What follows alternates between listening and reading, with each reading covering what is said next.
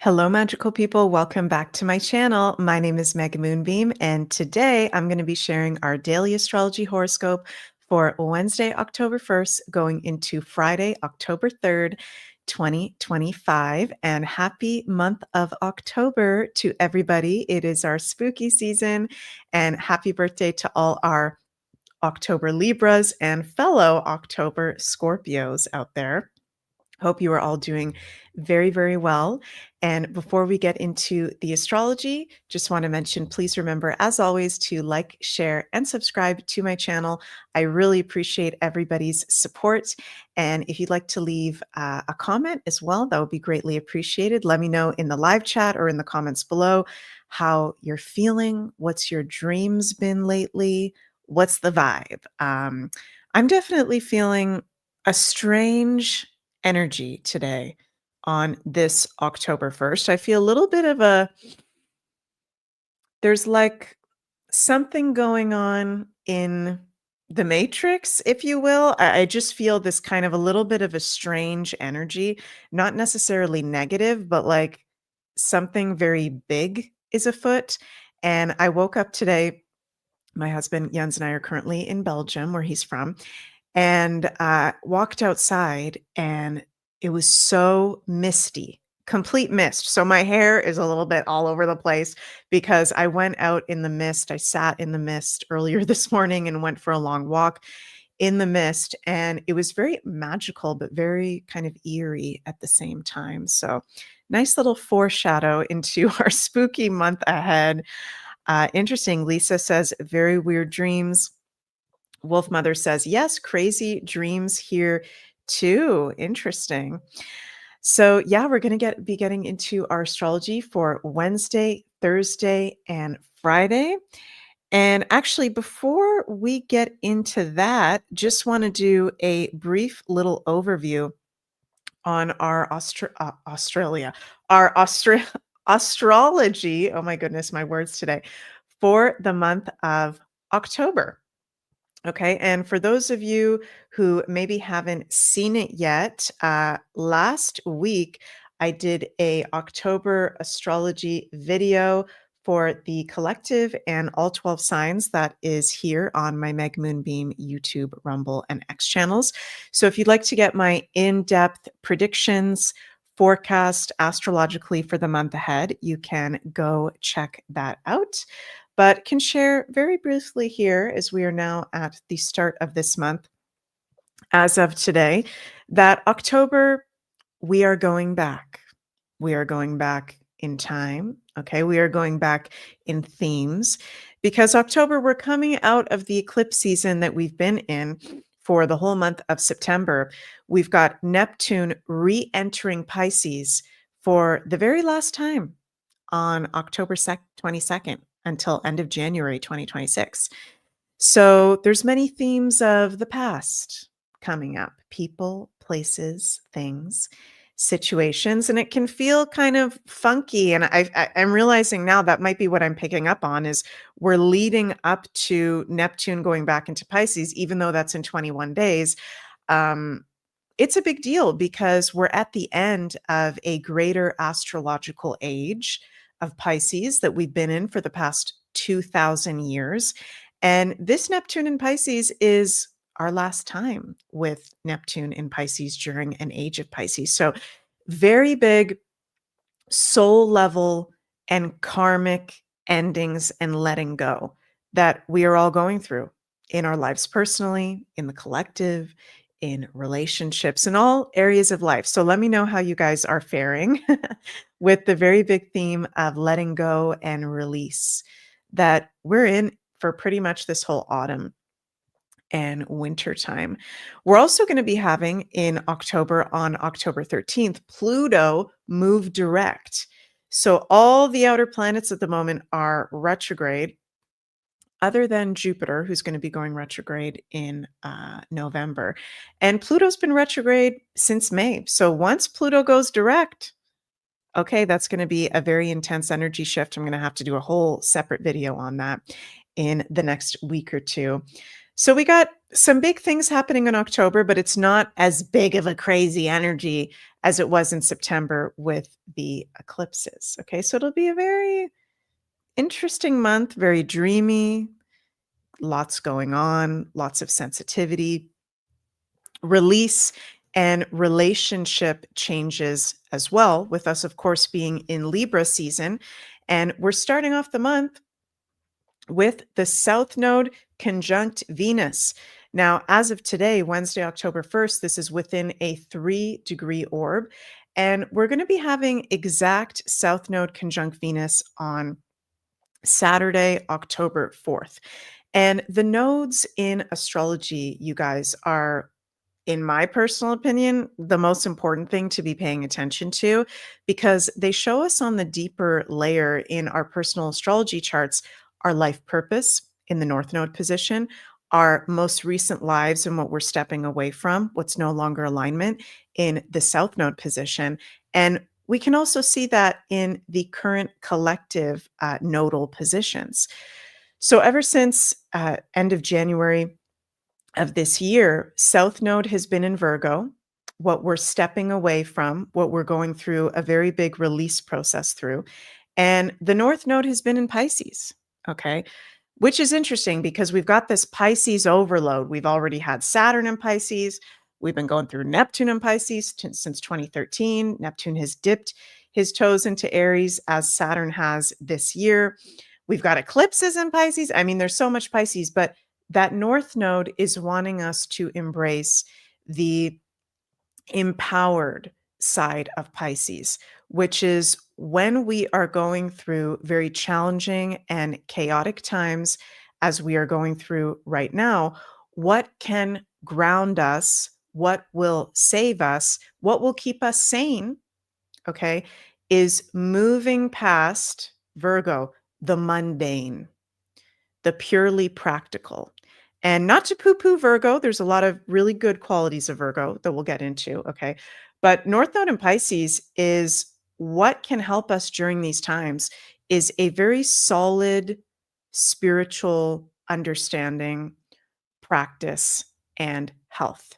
And that is different for each of us. There's different spiritual practices, so many different ones, and we all may resonate with different things. Some of you out there may like to meditate.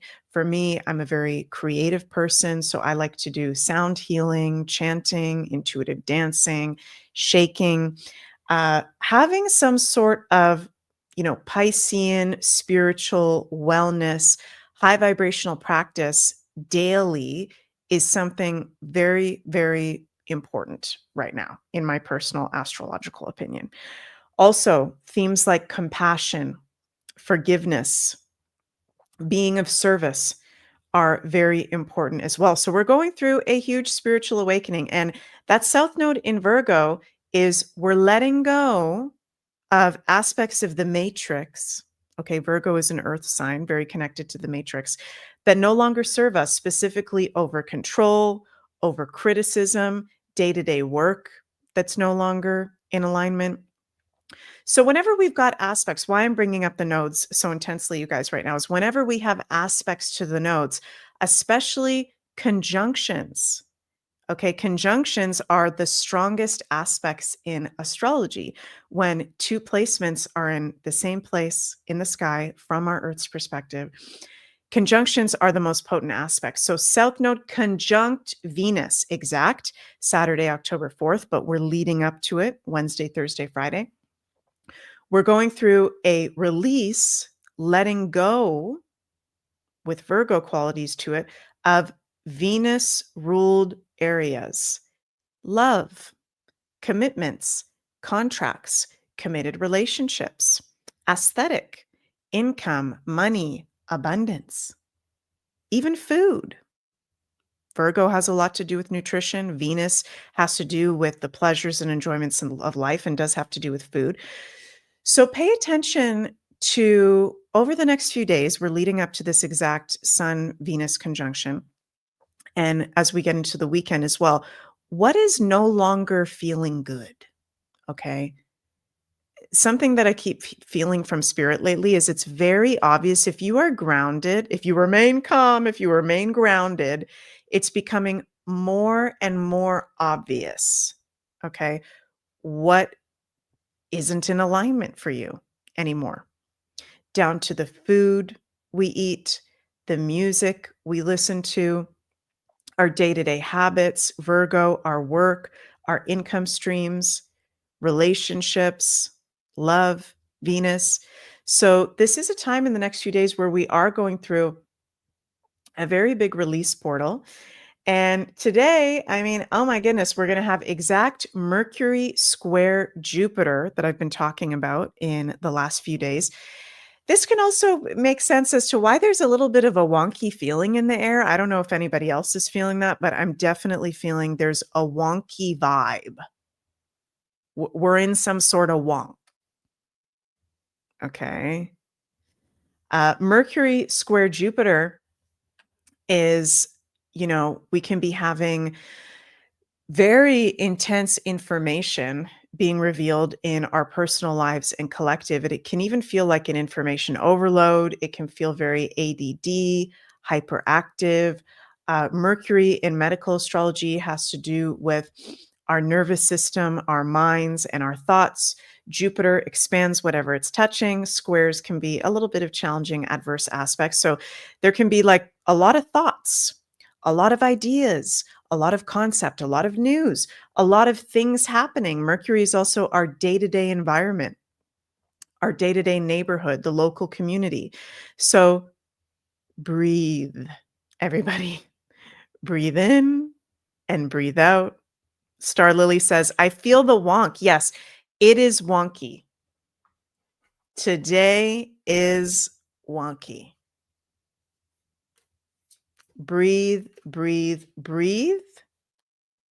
Some very big things can be coming to the surface. Look at that. Moon almost exactly conjunct Pluto at the time of the exact Mercury square Jupiter, which will be at 4:59 p.m. Eastern time today. What the heck? So I don't know why this is making me think about Marjorie Taylor Greene. And I think I shared this in one of the shows I did in the past week, that she's getting ready to release basically the Epstein client list from survivors that have been talking publicly. So if anybody knows anything more with that, let me know in the comments. But this could be something coming up today, tomorrow, Friday, at some point this week. I wouldn't be surprised by that. You know, Mercury square Jupiter, both of these have to do with the news. Both of these have to do with information. Both of these have to do with international news stories. Moon conjunct Pluto. Pluto is secrets and revealing and the shadow side of life and things that can be kind of uncomfortable, right? In Aquarius, that's unexpected, shocking, in weird ways, right? Or there could be something completely out of freaking left field coming forward that nobody even knows about, right? Carol says, have a musical instrument called the wah-wah stick. Definitely plays a wonky sound. Very cool. Carol has so many cool sound healing instruments. I love it. So discernment is key today, tomorrow, and Friday. Breathing deeply. Interesting that I'm hearing remain calm. I feel like something huge is about to happen.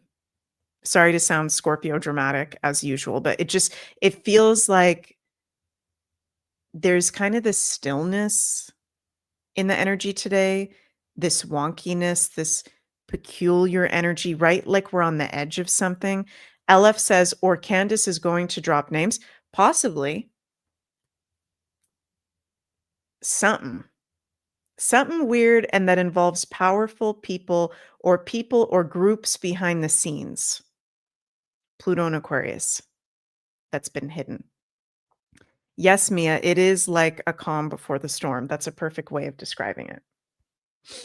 So we've got Moon in Aquarius today And tomorrow, which the moon doesn't mind to be in Aquarius, it's just very intense Wednesday, being in a conjunction to Pluto. That's also maybe where the wonkiness can be coming up. It's like we're on the edge of something.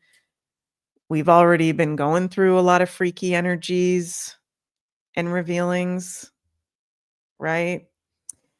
As we go into Friday, moon is going to ingress into Pisces later in the day, bringing a lot more emotional sensitivity, psychic sensitivity, profound dreams. Carol says, thanks. Great info to know. Feeling the same way. Okay. Happy to hear that I'm not crazy. And a lot of you guys are feeling the same way as me. I've just been walking around today like, what is going on? Did I not get the memo about something? It's like very strange feeling. So we will see about that. But I think I keep hearing over and over again, remain calm, because it goes back to, you know, it is a chaotic energy right now. There is a lot of darkness coming to the surface in the collective, and we can also see this in our personal lives. Like, I don't know if you guys have been noticing, but when I've been talking to people recently, I'm like really aware of their shadow and my shadow at the same time. There's a lot of that going on. Um, everything is okay. Remain calm. Darkness is coming to light. Lower energies are being transmuted. They have to come up to the surface. Okay. It's actually a good thing that all this crazy ass stuff is coming up to the surface, as weird as that may sound, because it's being released, right? And again, it is a very big theme of release with that South Node in conjunction to Venus. So if you are today, as we have this exact Mercury square Jupiter, and over the coming days, somebody ruled by Mercury or Jupiter in astrology, which will be our Geminis, Virgos, Sagittarians, and Pisces, you may feel a little bit scattered. You may feel a little bit all over the place. There may be a lot going on, okay, because your planetary rulers are in square. And for those of us out there ruled by Venus, so our Taurus and Libras, there can be, as we head up to this weekend of this exact Venus conjunct South Node, some very big, destined, fated life shifts and releases going on in relationships, work, income. Okay, so Tauruses and Libra, sun, moon, and risings, if you're feeling like this heaviness, if it's really apparent to you that something needs to be released, it's because we got your ruler Venus conjunct the South Node, right? So go with the flow.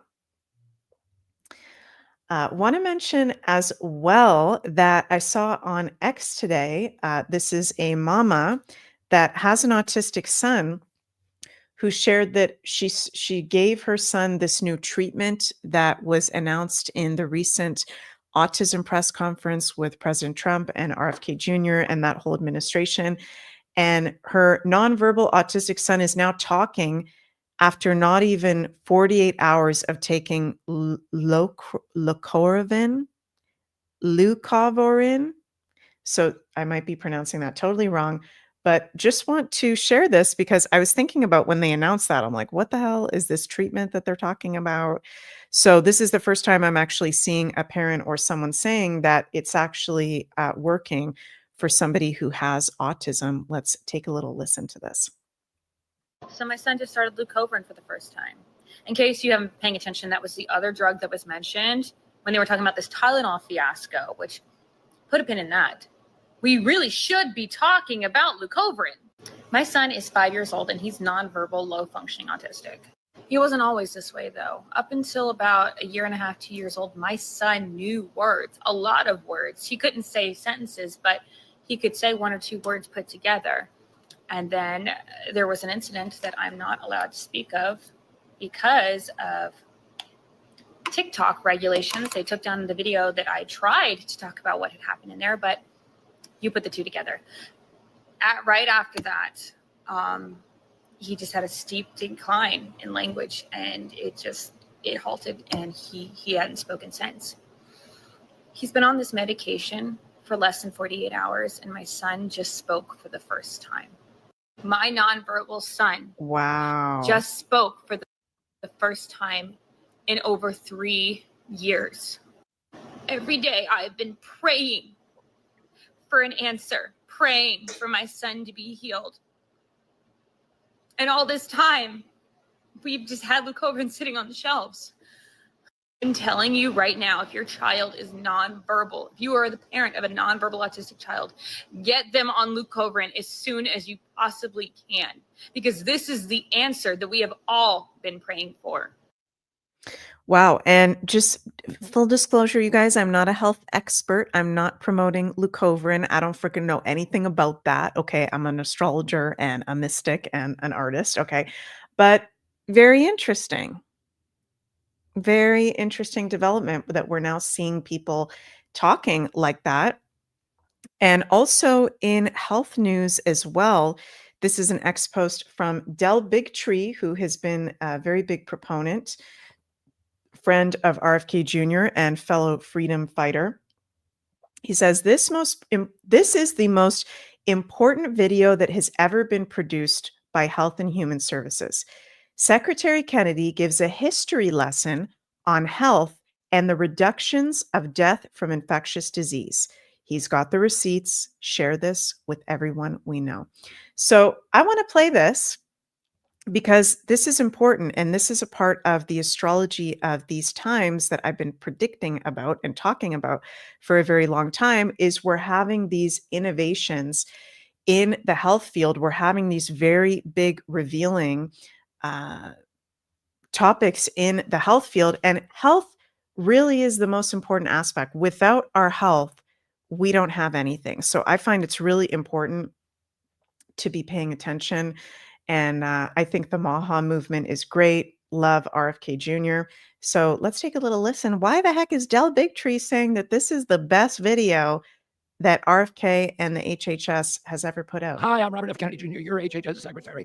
At my recent Finance Committee hearing, Senator Cantwell showed us this chart to illustrate the decline in infectious disease during the 20th century. The vaccine industry has long used this kind of chart as proof of the common claim that vaccines had saved hundreds of millions of American lives. The momentous 70% decline in mortalities in the United States and Western Europe from contagious diseases since 1900 marks one of the most monumental public health advances in all of human history. Was this really an achievement of mass vaccination programs, as many people, including Senator Cantwell, claim? The most comprehensive evidence-based study that rigorously examines this issue is a CDC-funded study that was published in 2000, performed by a team of researchers from CDC and Johns Hopkins University, and led by Dr. Bernard Geyer. The scientists meticulously examined 100 years of government infectious disease mortality data, and they concluded that nearly all the mortality reductions occurred before the introduction of vaccines, and that vaccinations could therefore claim little of the credit. For example, you can see from this graph that in 1900, some 13,000 Americans a year were dying of measles. By 1960, however, this number had dropped to a few hundred. But the measles vaccine was not introduced until 3 years later. Therefore, almost all the measles mortality had disappeared before the vaccine. So the measles vaccine can't really claim the credit for saving all those lives. Let's look at pertussis, also known as whooping cough.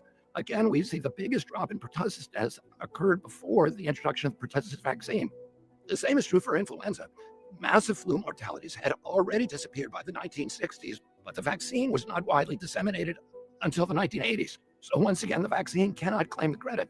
And look how tuberculosis deaths nearly disappeared along the exact same timeline as all those other infectious diseases. Even though there was no mass vaccination for TB in the United States, the mortalities disappeared without any help from a vaccine. Likewise, there was never a scurvy vaccine, but scurvy deaths also disappeared along the exact same timeline. The same is true for scarlet fever, which I had as a boy. Deaths from scarlet fever disappeared in lockstep alongside the drops in deaths from all those other contagions. So what actually did cause the decline in infectious disease mortality? A landmark 1977 study by McKinley and McKinley was required reading in most American medical schools during the 1970s and early 1980s. That study attributed the decline not to medical advances or innovations, but almost exclusively to agricultural and engineering innovations that improved nutrition. These included better roads, air transport, and refrigeration, and superior sanitation. This was the same period that flush toilets and water chlorination became widespread. McKinley has credited less than 3.5% of the mortality declines to all medical measures put together, including antibiotics, surgeries, and vaccines. And here, for example, you see the introduction of chlorination correlates pretty perfectly with the decline in infectious disease mortality. In 1970, Harvard Medical School professor Edward Cass was arguably the world's preeminent infectious disease authority. He was both the founder. I'm just going to pause this for one moment, and I do want to play the whole thing. It is a 7-minute video that I'm putting on double speed. This is huge, you guys. This is absolutely huge. The Health and Human Services Secretary, okay, is putting out this video saying that shots, and I got to be careful with my words here because I don't know what YouTube is going to ban me on these days. Shots is not the reason why these diseases have been eradicated, that many of us have been, had to take these in a mandatory fashion for school and other circumstances. This is freaking huge.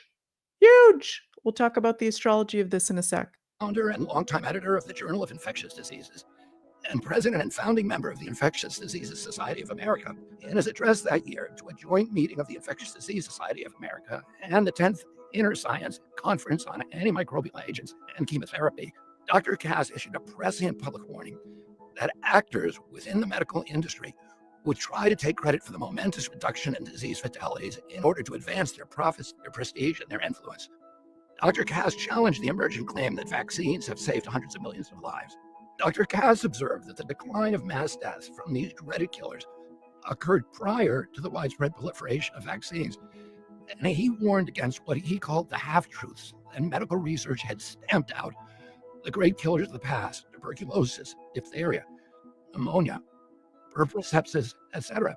He cautioned against the claim that medical research and our superior system of medical care were major factors in extending life expectancy. The deceptive graph that Senator Cantwell showed the nation is precisely the kind of scientifically baseless propaganda device against which Professor Cass warned us. And yet it is a common trope promoted by the pharmaceutical industry and allied medical associations and their highly paid politicians to evangelize us into believing that vaccines alone saved all those lives. Senator Cantwell has taken some $456,000 from pharmaceutical companies. The mantric pronouncement that vaccines have saved hundreds of millions of lives is so embedded in conventional wisdom that it rarely receives the kind of skepticism and the rigorous scientific examination that public health agencies should apply to all dogmas.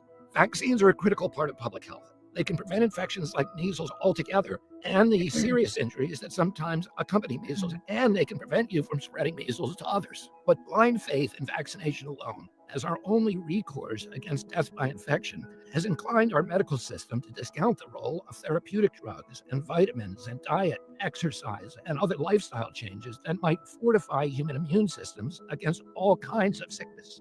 The idea that good health comes only in a syringe can distort public health priorities and lead to misallocations of public health resources. During the Biden administration, the U.S. government's unbalanced response to the COVID pandemic exemplified this peril. American citizens paid a steep price. The United States had more COVID deaths than any other nation. Under President Trump's leadership, we are going to ensure that America has the best childhood vaccine schedule. We're going to address vaccine injuries. We're going to modernize American vaccines with transparent, gold standard science. We're going to eliminate and correct conflicts of interest and misaligned incentives. And we're going to ensure scientific and medical freedom. Produced by the U.S. Department of Health and Human Services. Wowzers. I'm so happy that all this stuff is coming out. And isn't it interesting, too, that in medical astrology, vaccines, shots, pharmaceuticals are ruled by Pisces and its ruling planet, Neptune. And we've got, as I said at the beginning of this video, talking about October ahead, Neptune re-entering Pisces for the last time from October 22nd, 2025 until end of January 2025. So it's like this full circle moment where we're at the end of this age of Pisces and we're ending all these Piscean illusions and lies and deceptions, right? It's not only vaccines are not the only treatment for something, and I don't advise that. I haven't personally taken any shots in, I don't even know how many years since I was in like elementary school, but there's also our nutrition, Virgo. There's also nature. There's so many different factors. And we've just relied on something that's been pushed onto us from sources that we don't even really know what's in these shots. We don't even really know the people behind it unless you really do that in-depth research. So I think this is amazing that this is all coming out and the health system is being completely shifted around with the eclipses and the health access. Neptune at the end of Pisces. So very, very powerful times ahead, you guys, of revealing. And I do understand that this revealing has to be done in phases so that it's not overwhelming to the public. Because I think our brains would blow up if everything was kind of revealed to us at the same time of what's been done to us health-wise in every sort of way. So also, health is very important, taking care of your health always, but particularly right now, especially with Saturn and Neptune conjunct, with that conjunction being exact February 20th, 2026. Me personally, I'm actually going to be doing a detox and eating really clean for most of the time from now until February. So that's going to be me personally. Doing heavy metal detox, doing keto, doing different things. I'm going to be really, even though I'm a Taurus rising and I love my food, I love my treats. Okay. I'm going to be eating really clean, really doubling down on my supplements, exercise, all that stuff, because medically we can be more challenged with Saturn Neptune conjunction, so much Pisces. So that just something to be aware of for right now, you guys. And I'm seeing a lot of you ask, where can I find that video of RFK Jr.? It's on his X. If you go to Secretary Robert F. Kennedy Jr.'s X, it should just come up right there. I got it from Del Bigtree, but if you go to, Secretary Kennedy, let me bring this up a second. It should be there somewhere. Either on here or, here it is, from September 29th. And I'll give it a little like. Love RFK Jr. Okay, let's pull some tarot cards for our next few days ahead of Wednesday, Thursday, Friday. Mercury square Jupiter, Venus conjunct the South Node, Moon in Aquarius, and conjunct Pluto today. What is our guidance from the universe for the next few days with these astrological transits? Temperance, the star. Oh my goodness. Wow. The Knight of Swords. Oh, and the Ace of Pentacles. Guys, what the heck? I pulled this on Monday on the last daily astrology horoscope video. Oh my gosh. Holy shit. Okay, I shared on Monday that I don't pull this card a lot for myself personally or when I do collective readings. So for this to have come through 2 videos in a row, this is a very big deal. This is beautiful. This is gifts, opportunities, blessings of the material realm, abundance, change afoot in our day today. We're going to see some sort of major positive change this week for us all. And there's a very big healing energy over the next few days. I mean, this makes sense. We do have Venus conjunct the South Node, which is a very big aspect. Temperance, and look, both Temperance and the Star are pouring water and are both holding 2 cups of water. What the heck? Guys, the synchronicities, the amount of synchronicities lately are just off the charts. Healing, balance, restoration. I'm hearing family conflict coming to a resolution. Very big healing energy on all levels, personally, collectively, physically, emotionally, spiritually, past, present, parallel, future lives. Make time, if you feel like it, for healing arts. Oh my goodness. Energy healing, yoga, meditation, sound healing. There's so many different kind of healing arts. Salt bath, spending time with water, water magic, drinking really good water, being intentional about when you bathe yourself, when you shower. I always do that whenever I take a shower, being very conscious that that element of water is healing and cleansing and raising the vibration. Oh my God, the star. Of course, the star would fall away over my desk. Sorry, you guys. Star also has to do, of course, with the stars and outer space. Astrology, three-eye atlas, our star family. There's big things happening cosmically there as we enter October. Oh my gosh. The healing energies of three-eye atlas. So for me personally, I don't feel three-eye atlas as a negative thing. I actually feel that this is a very positive thing, helping humanity at this time to clear out negativity on this planet. Jens and I are going to do a whole separate video on that. There's new healing frequencies coming in fast. Knight of Swords. Fast change, fast shift. I like the cards for the next few days, you guys. That's two major arcanas, an Ace of Pentacles and the Knight of Swords. Keep on rocking. We're in a good space. It feels weird. It feels wonky. As I mentioned at the beginning, feels freaking weird. Okay, but we go through the biggest shifts and breakthroughs by challenge, by things feeling weird. So it's actually a good thing. Where can we bring more balance? Also with our day-to-day and routines with that South Node conjunct Venus this week. So cool, you guys.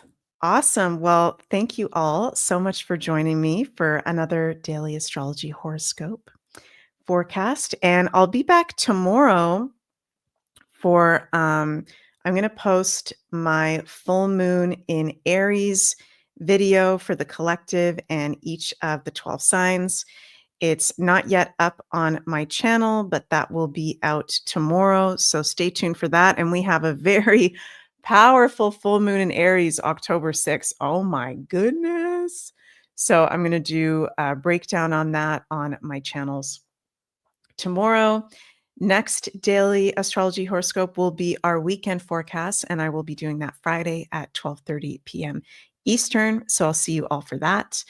And also, little sneak peek that's starting next week will be my spooky season series launching here on the Meg Moonbeam channels. I think it's going to be 6 weeks in a row of spooky paranormal content every Tuesday, starting next Tuesday. So I won't give away any more info on that. I'll let it be a surprise. We've done some cool paranormal investigations, spooky vlogs, different things. Sunny and I have a very cool new bi-weekly show coming out soon. So all of that will be revealed as we get in Libra season, October, we get into Scorpio season, it will be fully revealed. And yeah, sending lots of love and light out to all of you. If you'd like to have a personal astrology reading with me or check out my workshops, courses, lectures, those are available in the description box below. Also including my husband Jens's new 14 Days to a Higher Vibration course. There's currently a 50% off discount code if you want to check that out. And my readings at the moment are currently booking into January and February. So if you'd like to have a reading with me in 2026, book in early because I am booked out. I think it's like 3 or 4 months at the moment. So yes, and I will be doing less readings in 2026. So if you definitely would like to see me next year, make sure you book in. And I will see you all tomorrow. Please remember to like, share, subscribe, and see you all very soon. Bye, everyone.